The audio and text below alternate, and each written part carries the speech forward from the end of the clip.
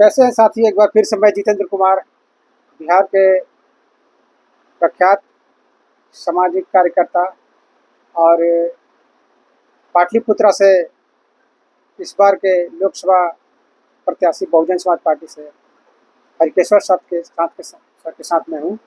जय भीम सर, जय भारत। जय भीम सर, अभी नीतीश कुमार जी ने जो 65% आरक्षण SC ST और EBC को बिहार में जो दिया था, जाति गणना के बाद जो बढ़ाया था, बढ़ाया था, उसका सुप्रीम कोर्ट ने sir, high court, Patna high court ने उनको सर निरस्त कर दिया है, रद्द कर दिया जी, रद्द कर दिया है। ठीक है। तो उस पर मैं सर ये जानना चाहूँगा, तो सर उन्होंने प्रधानमंत्री जी से इसको 9वीं अनुसूची में डालने का आग्रह किया है।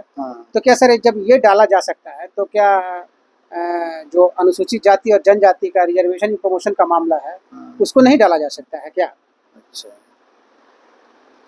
देखिए जितेंद्र जी, ऐसा मामला है जी कि जो 65% जो आरक्षण बढ़ाया गया है तो उसमें दो तरह का है। एक तो शेड्यूल कास्ट का है जी, और एक मान ले कि अति पिछड़ा और पिछड़ा का, ठीक है।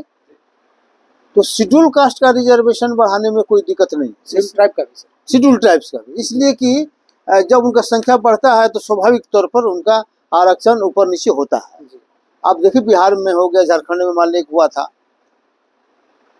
लेकिन 50% की सीमा का जहाँ तक बात है तो जातीय गणना कराया था उन्होंने 65% तक, हालांकि उन्होंने संख्या अनुपात में नहीं किया, मतलब संख्या के अनुसार नहीं किया। संख्या तो 36% था अति पिछड़ों का, लेकिन इसके बावजूद भी उन्होंने वो किया 25%। उसी तरह से उसको 18% किया पिछड़ा का। तो कहने का मतलब ये हुआ कि संख्या के हिसाब से उन्होंने नहीं किया, पर्याप्त प्रतिनिधित्व देने के हैसियत से उन्होंने किया। इसके बावजूद भी कोर्ट ने कहा कि नहीं, ये 50% चूंकि अधिक हो जा रहा है तो इसलिए इसकी मान्यता नहीं दी जा सकती, और उन्होंने उसे रद्द कर दिया, ठीक है। तो कल नीतीश जी का राष्ट्रीय कार्यकारिणी का बैठक था, तो इस कार्यक्रम में जो उनकी बैठक थी, उस बैठक में उन लोगों ने एक प्रस्ताव भी पारित किया कि इसको 9वीं अनुसूची में डाला जाए। पहला ये मानने की था, तो 9वीं, आपका सवाल सही है कि जब 9वीं अनुसूची में 65% आरक्षण को डाला जा सकता है तो फिर रिजर्वेशन इन प्रमोशन को क्यों नहीं, SC ST का रिजर्वेशन इन प्रमोशन मालिक है, जबकि सभी लोग कहते आए हैं कि हम सबसे बड़ा हित है संविधान और दलितों का, सबसे बड़ा हित है, सभी पार्टियां अपने आप को कहती हैं। अभी तो सर संविधान लेकर सबने शपथ भी, वही कह रहे हैं ना, संविधान लेकर सब लोग कर रहा है, दलितों का नाम ले रहा है, बाबा साहब का नाम ले रहा है, संविधान का नाम ले रहा है, लेकिन जब दलितों का मामला आता है तो किसी के मुंह में बकार नहीं निकला, सबको मुंह में दही जम जाता है।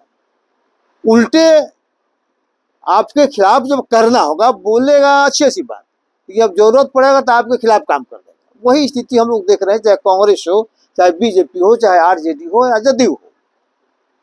तो मेरा आपका सही सवाल है, निश्चित रूप से जब आप 65% आरक्षण को संविधान की 9वीं अनुसूची में डालने का आग्रह कर सकते हैं, डिमांड आप कर रहे हैं, तो फिर रिजर्वेशन प्रमोशन को क्यों नहीं, व्हाई नॉट।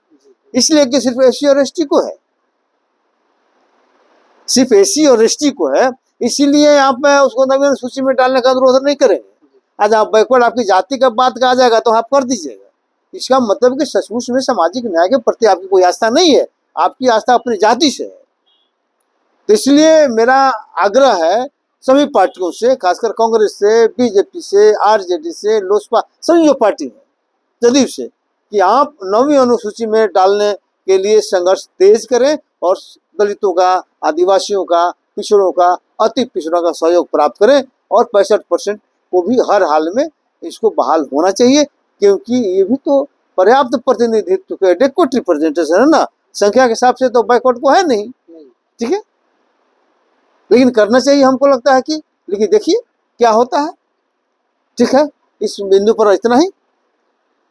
तो अभी हरिकेश्वर सर से आपने बहुत ही गंभीर मुद्दे पर इनकी चर्चा सुनी, और आगे किसी अन्य विषय पर हम बात करेंगे।